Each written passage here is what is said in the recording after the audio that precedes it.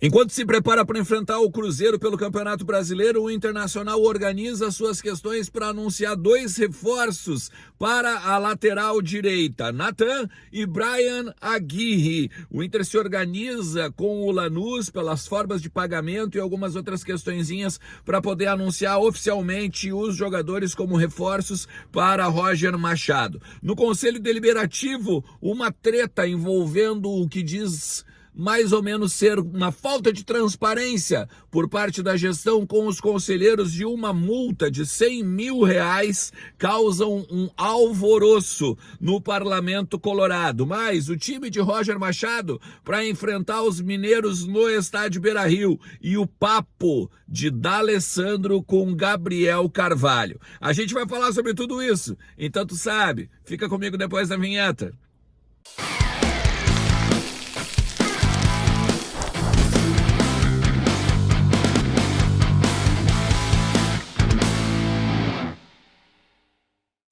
Fala Colorado, fala Colorada, como é que vocês estão? Tudo certo? Tudo beleza?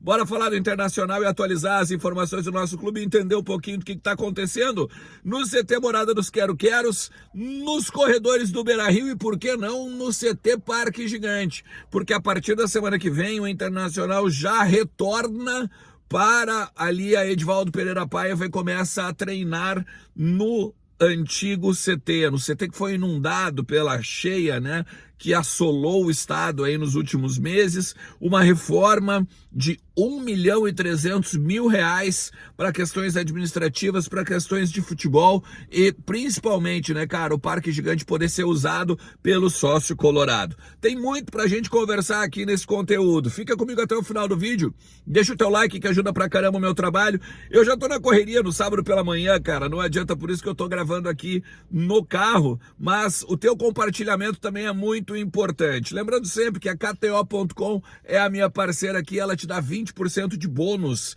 no teu primeiro depósito.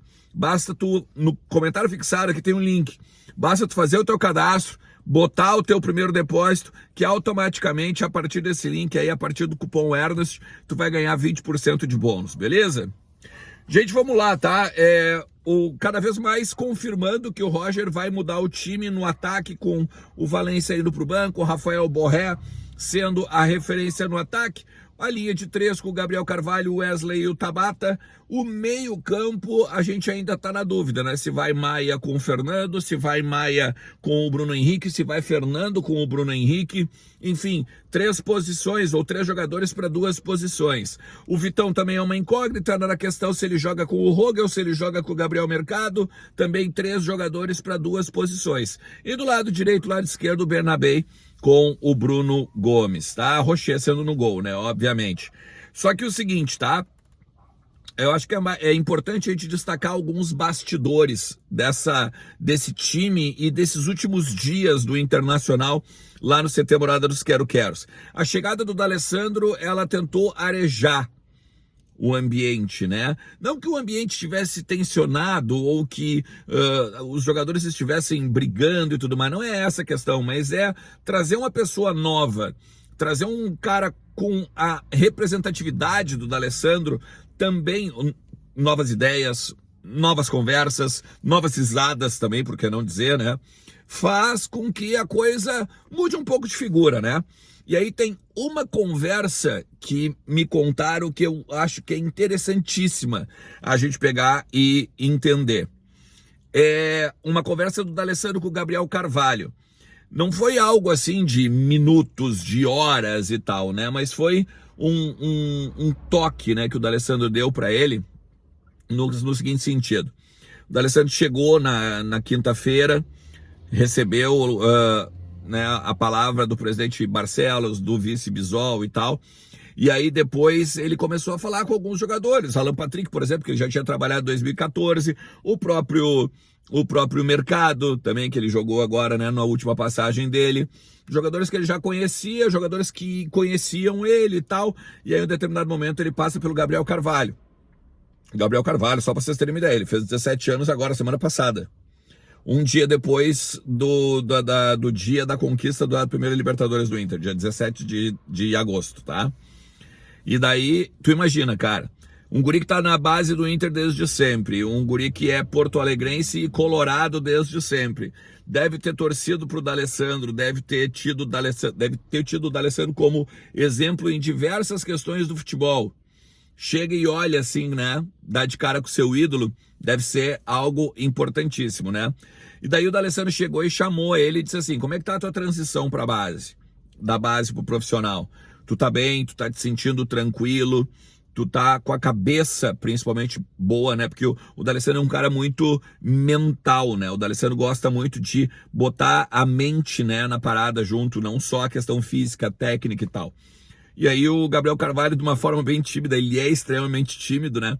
Ele só balança a cabeça, assim, quase com um sim para as respostas, sempre baixinho, assim, quase sem poder ouvir, né?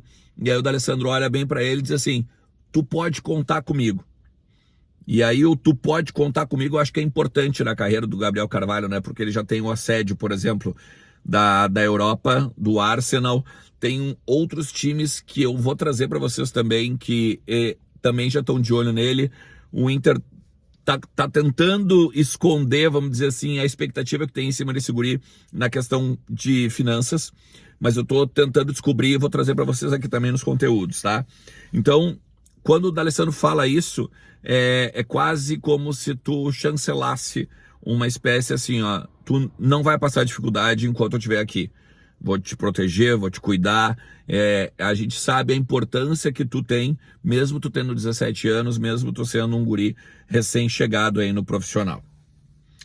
Aliás, vamos falar rapidinho de reforços, vamos falar rapidinho de laterais direitos.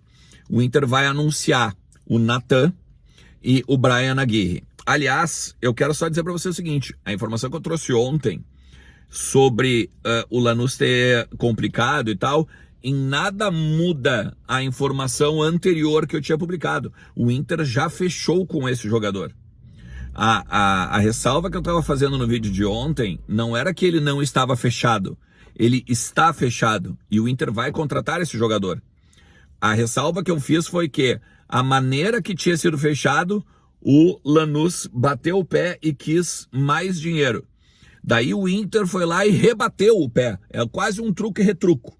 E aí o que o Inter fez? Não, beleza, vocês querem então mais dinheiro, então a gente quer mais porcentagem. E aí os caras começaram a bater pé, o Inter rebateu, isso e aquilo. No final das contas está em algo próximo dos 50%.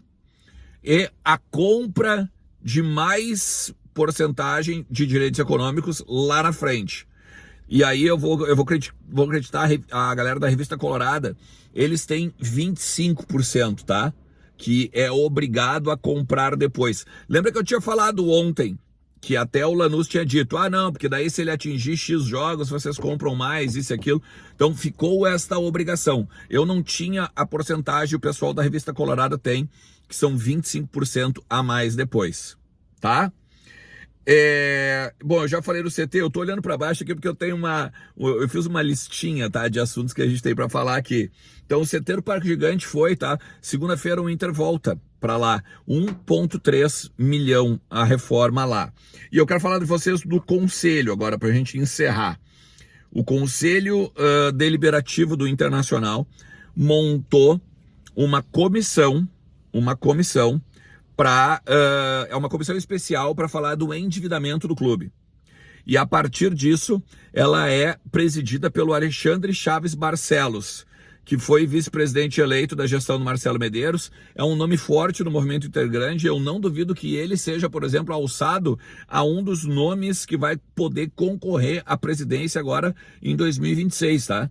Não se espantem se vocês ouvirem esse nome aí como nome forte do movimento intergrande para concorrer contra a atual gestão. Lembrando que o presidente Alessandro Barcelos não pode mais ser reeleito, tá? Então, essa comissão especial, ela ia, a partir de documentos, a partir de dados financeiros do Internacional, organizar uma espécie de plano contra o endividamento do clube.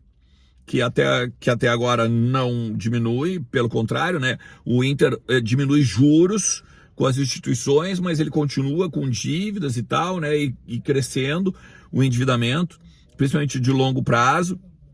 Então aconteceu o seguinte, a comissão ela decidiu cessar ou suspender trabalhos enquanto a gestão não der autonomia para verificar documentações.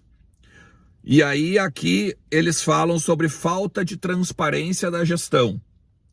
Porque assim, a comissão ela ficou de pegar os documentos, organizar a questão em cima de finanças, em cima de questões administrativas e tudo mais, e a partir disso apresentar um relatório dentro do Conselho Deliberativo.